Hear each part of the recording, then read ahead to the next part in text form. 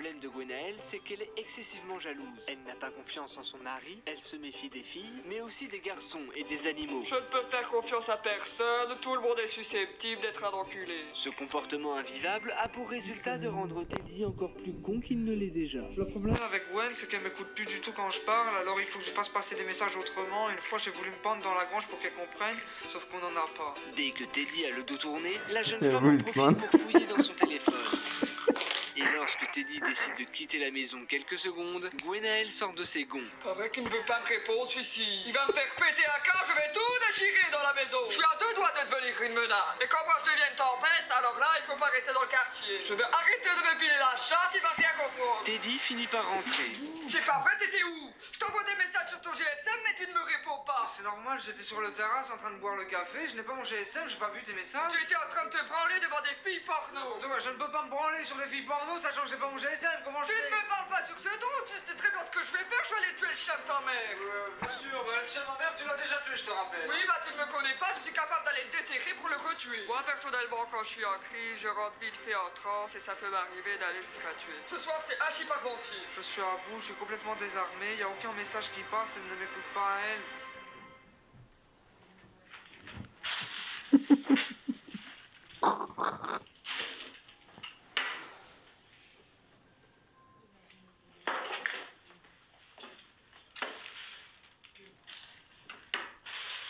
Tu reçois de l'eau, toi aussi? Gwen, elle est tellement jalouse et psychopathe qu'elle se sent toujours obligée de me suivre n'importe où que j'aille. Il a dit j'ai voulu me pendre, il n'y avait pas de grange. Cette jalousie dévorante a poussé la jeune femme à retirer presque toutes les poignées de porte de la maison pour que son mari ne puisse pas s'enfermer. Teddy, c'est pas vrai qu'il a fermé la porte à la clé. Teddy, ouvre donc la porte. Qu'est-ce que tu fais à l'intérieur? Tu me trompes, c'est ça? Teddy, je te préviens, si tu n'ouvres pas la porte, dans 3 secondes, je la défonce. Ah! Teddy! Entrez. Teddy! Tu dors pas sans moi, je t'ai dit! C'est-à-dire que ce qui commence à m'énerver, c'est que je ne peux même pas faire la sieste tranquillement. Tu n'as qu'à pas fermer ta porte à clé! En même temps, je n'ai pas le choix d'être dans cette pièce-là qui ferme à clé, étant donné que t'as retiré toutes les poignées de toutes les autres portes.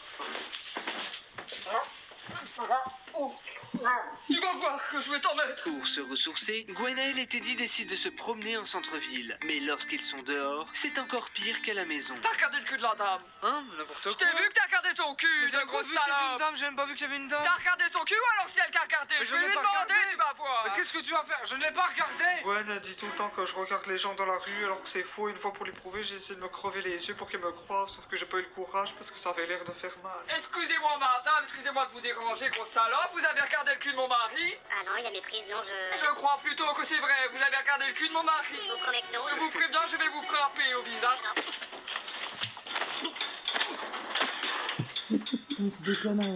Pour se détendre après cette après-midi tumultueuse, le jeune couple décide d'aller en boîte de nuit. Mais là encore, Gwenaëlle ne va pas laisser de répit à Teddy.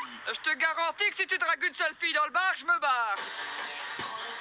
Non là, je peux plus, il m'énerve, il fait son coquin. Regardez-le comme il dandine comme une gazelle. C'est qu'il danse bien en plus, le salaud. C'est comme ça qu'il va eu dans son lit. Il fait ça pour les filles, il fait ça pour draguer les filles. Il a son regard de drague, je le vois. Vu qu'il y a personne, j'ai l'impression que la piste de danse, elle est que pour moi que je l'ai privatisée, que je suis riche. Pour une fois, Teddy s'amuse comme un fou. Mais Gwenaëlle ne l'accepte pas car c'est une conne. Peux-tu bien arrêter de regarder les filles, s'il te plaît? Ah! Arrête de regarder les filles, s'il te plaît. Y a pas de fille! Même les garçons, on te dit pas, je ne veux pas que tu regardes les autres. Y a pas de garçon, regarde, je suis tout seul sur la piste! Tu ne regardes que moi, y a que moi. Y a personne, je peux